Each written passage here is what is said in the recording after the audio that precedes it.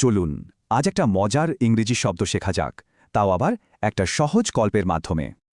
তো গল্পটা হলো করিম নামের এক ছাত্রকে নিয়ে। সে একটা গ্রুপ প্রজেক্টে কাজ করছিল।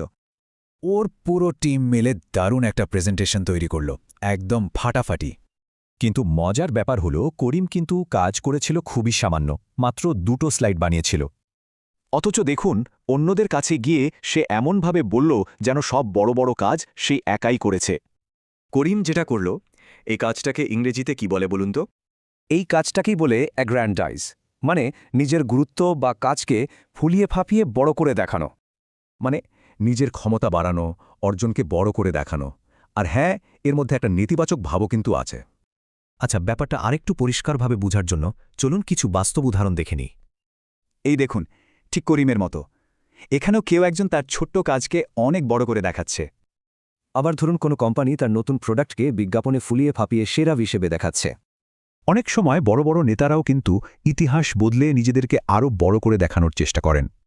তাহলে মনে রাখার সহজ ট্রিকটা কি? অ্যাগ্র্যান্ডাইজ মানে হলো ছোট জিনিসকে বিশাল করে দেখানো। এরকম কোনো উদাহরণ কি ভাবা যায়? ভাবুন তো, এতে শব্দটা মনে রাখতে কিন্তু অনেক সুবিধা হবে।